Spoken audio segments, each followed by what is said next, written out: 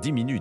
Ils sont affirmatifs, nos chercheurs. On va en parler dans un instant, mais d'abord, le journal Christophe Lamar. Bonjour Christophe. Bonjour Dimitri, bonjour à tous. C'est parti pour une nouvelle journée de galère. Trouver une station-service ouverte sans passer par de longues heures d'attente tient presque de la quête du Graal. Ça reste difficile en Ile-de-France et dans les Hauts-de-France, même si les pompes sont en cours de réapprovisionnement. Bonjour Aurélien Fleureau. Bonjour Christophe, bonjour à tous. Le constat ce matin, c'est que livraison ou pas, la pénurie s'étend de plus en plus. Oui, puisque les difficultés apparaissent désormais dans des régions jusqu'ici plutôt épargnées, notamment sur la façade atlantique, pas concernées par les blocages et qui, avec la proximité des ports, peut recevoir rapidement du carburant importé. Malgré tout, les difficultés ne concernent que 10% des stations. Et si vous habitez à Bordeaux, La Rochelle ou Rennes, eh bien tout est quasiment normal, d'où les messages du gouvernement, ne pas se ruer vers les pompes pour faire du stock. En revanche, si vous prenez la carte de France, là vous constatez que cela se complique autour de Marseille, Toulouse, Montpellier, Lyon, Tours, Clermont, et que cela s'améliore légèrement là où c'était le plus tendu. Selon le ministère de la Transition énergétique,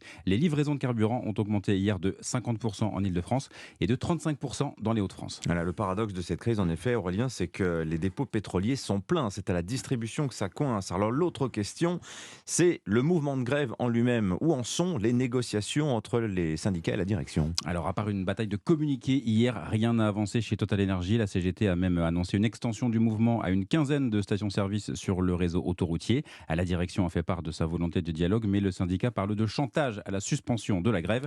Chez Esso et ExxonMobil, la CGT et FO ont reconduit le mouvement. En revanche, CFDT et CFE-CGC ont signé les propositions de la direction. Aurélien Fleureau du service économie d'Europe